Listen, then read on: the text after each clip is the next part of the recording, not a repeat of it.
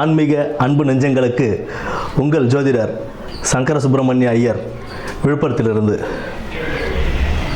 இப்பொழுது நாம் பார்க்க போவது கார்த்திகை மாதத்தின் ராசிபலன் பற்றி பார்க்க போகிறோம். அதற்கு முன்பாக இந்த கார்த்திகை மாதம் நமக்கு எப்படி உருவானது, இந்த மாதத்தின் விசேஷங்கள் என்னென்ன அப்படின்றத ஒரு கிளான்ஸ் பார்த்துருவோம். கார்த்திகை மாதம் அப்படின்றது காந்தல் பூக்கள் இந்த மாதத்தில் அதிகம் பூக்கக்கூடிய ஒரு மாதமாக இந்த கார்த்திகை மாதம் விளங்கும்.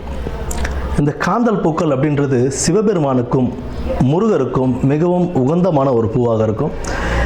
இந்த மாதத்தில் அந்த காந்தல் பூக்களை வாங்கி நம்ம சிவபெருமானுக்கும் முருகருக்கும் நம்ம பூஜித்து வரும்போது நம்மளுடைய சகல தோஷங்களும் விலகி சகல செல்வங்களும் அடையும் ஒரு வாய்ப்பாக இந்த மாதத்தில் அமையும். இன்னொரு விஷயம் என்னன்னு கேட்டோம் அப்படின்னா, இந்த கார்த்திகை மாதத்தில் கார்மேகங்கள் அதிகம் சூழ்ந்து கொஞ்சம் இருள் நிறைந்த மாதமாகவே இருக்கக்கூடிய ஒரு மாதம் ஆனதுனால வீட்டில் எப்போவுமே விளக்குகள் எரிஞ்சுக்கிட்டே இருக்கும் இந்த கார்த்திகை மாதத்தில். அதனாலவே இந்த தீபத் திருநாளும் இந்த மாதத்திலே நமக்கு வருது. இந்த தீபத் திருநாள் அப்படின்னு சொல்லும்போது சிவன் அக்னி ஸ்வரூபமாக மாறி பிரம்மாவுக்கும் விஷ்ணுவிற்கும் அடிமுடி காண்பதற்கு ஒரு வாய்ப்பளித்த ஒரு மாதமாக இந்த மாதம் திகழுது. அந்த அக்னி ஸ்வரூபமாக அவர் மாறின ஒரு காரணத்தினால தான் இந்த கார்த்திகை தீபம் அப்படின்றது நம்ம இன்னும் நடைமுறையில் நம்ம இந்த நாட்களிலும் கொண்டாடி கொண்டிருக்கிறோம். திருவண்ணாமலையில் இது ஒரு பெரிய ஒரு நிகழ்ச்சியாகவே எப்போவுமே நடந்துக்கிட்டு இருக்கு. இப்போவும் பல லட்சக்கணக்கான மக்கள் கூடி வழிபடுகின்ற ஒரு நாளாக இந்த கார்த்திகை தீபத் திருநாள் இங்கே அமைந்திருக்கு. கார்த்திகை தீபம் அப்படின்னு சொல்லும்போது தீபங்கள் மாலை 6 மணிக்கு மேலே விளக்கேற்ற வேண்டும் அப்படின்றது தான் ஐதீகம். கரெக்டாக முதல்லலாம் பார்த்தோம்னா ஒரு 5:50 6 மணிக்குள்ளே கார்த்திகை மாதத்தில் திருவண்ணாமலையில் தீபம் ஏற்றிடுவாங்க மலையில். அந்த நேரத்தை வச்சு தான் நம்ம பொதுவாக வீட்டில் விளக்குகள் ஏற்றுவோம்.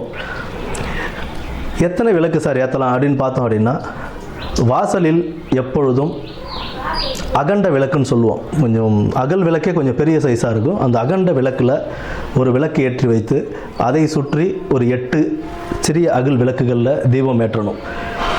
இப்போ நிறையா பேர் பார்த்தோம் அப்படின்னா குத்து விளக்கு கொண்டு வந்து ரோட்டில் வச்சு ஏற்றிட்டு இருக்காங்க. குத்து விளக்கு பொறுத்த வரைக்கும் பூஜைகளுக்காக நம்மளுடைய வீட்டு அறையில் ஏற்றுறதுன்றது வேறு, எப்போவுமே சாமி படத்துக்கிட்ட ஏற்றி வைக்கிறதுன்றது வேறு. ஏதாவது ஹோமங்கள் பண்ணுறோம் அப்படின்னா வீட்டில் ஹாலில் வச்சு ஹோமம் பண்ணும்போது அந்த ஹோமத்துக்காக குத்து விளக்கு ஏற்றி வைப்பாங்க. அதை கொண்டு வந்து நடு ரோட்டில் வச்சு விளக்கு ஏற்றக்கூடாது. வாசலில் ஏற்ற வேண்டிய விளக்கு அப்படின்னா அகண்ட விளக்கும் அதை சுற்றி அகல் விளக்கும் ஒரு 9 விளக்குகள், வாசப்படியில் 2 விளக்கு, அதே மாதிரி சமையல் கட்டு மாடிப்படி அங்கெல்லாம் ஒரு 2 விளக்கு. பொதுவாக 11 தீபம் அப்படி இல்லைன்னா 21 தீபங்கள் அந்த மாதிரி ஏற்றுறது ரொம்ப சிறப்பு தரும். பரணி தீபமும் கார்த்திகை தீபத்துக்கு முதல் நாள் பரணி தீபம் ஏற்றப்பட்டு பின்பு மறுநாள் கார்த்திகை தீபம் ஏற்றப்படும். இது ஒரு பக்கம் முடிய, பார்வதி தேவிக்கு சிவபெருமான் தனது இடது பக்கமாக ஒரு பாகம் தேவிக்கு என்று அருளிய மாதமாகவும் இந்த மாதம்தான் விளங்குது. அர்த்தநாரீஸ்வரராக காட்சியளித்த மாதமும் இந்த கார்த்திகை மாதம்தான். அடுத்தது பார்த்தோம்னா, ஜோதி ஸ்வரூபமான சிவனுக்கும் மற்றும் மகாவிஷ்ணு மோகினியாக அவதரித்து இவர்கள் 2 பேருக்கும் உருவான மகனாக சபரிமலை ஐயப்பன் தோற்றுவித்து அவருக்கு மிகவும் பிடித்தமான ஒரு மாதமாகவும் பக்தர்கள் அதிகம் மாலையிட்டு இந்த கார்த்திகை மாதம் தொடக்கத்தில் நிறையா மாலையிட்டு அவருக்காக வேண்டி அவங்க விரதம் இருந்து ஒரு மண்டலம் விரதம் இருந்து ஐயப்பனை தரிசித்து நெய்யபிஷேகம் செய்து வழிபட்டு வருவதும் இந்த மாதத்தில் தான் தொடங்கும். இந்த கார்த்திகை மாதத்தின் சிறப்பான இந்த கார்த்திகை மாதத்தில் இனி வரும் நாட்களில் நம்ம 12 ராசிக்காரர்களுக்கும் யார் யாருக்கு நல்லா இருக்குது, யார் யார் கவனமாக இருக்கணும் அப்படின்றத பற்றி இனி வரும் வீடியோக்களில் பார்ப்போம். வணக்கம் மீனராசி நேயர்களே. கார்த்திகை மாதம், இந்த மாதம் உங்களுக்கு ஆன்மீக நாட்டம் அதிகரிக்கக்கூட ஒரு மாதமாக இருக்கும். தொழில் வியாபாரத்தில் ஒரு நல்ல முன்னேற்றம் ஏற்படக்கூடிய ஒரு மாதமாகவே இந்த மாதம் அமையக்கூடும். எதையும் செய்து முடிக்கும் தைரியம் இந்த மாதத்தில் உங்களுக்கு வருங்க. எடுத்த காரியங்களை முடிக்கிறதுக்கு அந்த என்னுடைய வேலைகளை நான் எப்படி முடிக்கணுமோ அதுக்கு தகுந்த முடிப்பேன். எந்த எதிரியாக இருந்தாலும் அதை தைரியமாக சமாளித்து இந்த காரியங்களை நான் வெற்றிகரமாக முடிப்பேன் அப்படின்னு ஒரு தைரியத்தோடு செயல்படக்கூடிய ஒரு மாதமாக இந்த மாதம் உங்களுக்கு அமையுங்க. சகோதரர்கள் வழியில் நல்ல ஒரு இணக்கம் புரிதல் ஏற்படக்கூடிய ஒரு மாதமாக இந்த மாதம் இருக்குது. தேவையான நிதி உதவி தேவையான நேரத்தில் நல்லபடியாகவே கிடைக்குங்க. உத்தியோகஸ்தர்களுக்கு நல்ல ஒரு முன்னேற்றம் ஏற்படக்கூடிய ஒரு மாதமாக இந்த மாதம் அமையும். உங்களுடைய நிர்வாக திறமை, உங்களுடைய எந்த உத்தியோகத்தில் நீங்கள் காட்டக்கூடிய உங்களுடைய நிர்வாக திறமை உங்களுடைய மேல் அதிகாரிகளிடம் ஒரு நல்ல இணக்கத்தையும் நல்ல பெயரையும் பெற்றுக் கொடுக்கக்கூடிய ஒரு மாதமாக இந்த கார்த்திகை மாதம் உங்களுக்கு அமையுதுங்க. வெளியூர் வெளிநாடு வேலைவாய்ப்பு தேடி அலைபவர்களுக்கு இந்த மாதம் கிடைக்கக்கூடிய வாய்ப்புகள் அதிகமாகவே இருக்குது. வெளிநாட்டில் வேலைக்கு போகணும் அப்படின்னு விருப்பப்படுறவங்க காசு கொடுத்து போக விருப்பப்படாதீங்க. நேர்மையான வகையில் வேலை தேடுறதுக்கான வழியை பாருங்கள்.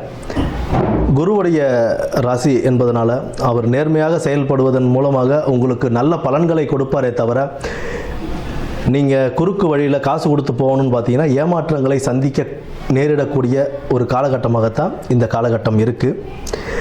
வீட்டில் திருமணம் போன்ற சுப நிகழ்ச்சிகள் நடக்கக்கூடிய ஒரு காலகட்டமாக இந்த கார்த்திகை மாதம் உங்களுக்கு அமையுதுங்க. எத்தனையோ சவால்களை சமாளித்து சாதுரியமான முறையில் அதை நல்லபடியாக வெற்றியடைய செய்யும்.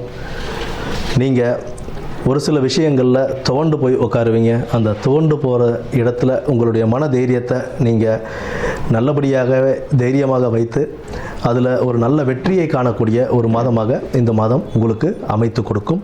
குடும்பத்தில் மகிழ்ச்சி நிலவக்கூடிய ஒரு மாதமாகவும் இந்த மாதம் இருக்கும். கணவன் மனைவிக்குரிய ஒரு நல்ல இணக்கம் புரிதல் உண்டாகக்கூடிய ஒரு மாதமாகவும் இந்த கார்த்திகை மாதம் உங்களுக்கு அமைஞ்சிருக்குங்க. உத்தியோகஸ்தர்கள் மேலதிகாரிகளிடம் அனுசரித்து போவதும் ஒரு நல்ல ஒரு முன்னேற்ற பாதையை உங்களுக்கு மேம்படுத்தி கொடுக்கும்.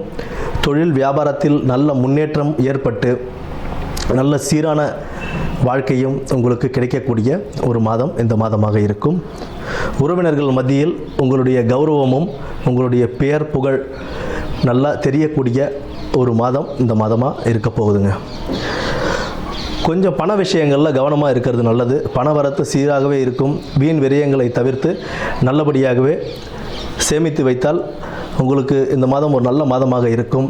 வண்டி வாகனங்களில் செல்லும் போதும் உடல் ஆரோக்கியத்திலையும் ரொம்ப கவனம் செலுத்த வேண்டியது மிக அவசியம். மற்றபடி விஷ்ணு வழிபாடு உங்களுக்கு ஒரு நல்ல செல்வ செழிப்பான வாழ்க்கையை அமைத்து கொடுக்கும். நன்றி, வணக்கம்.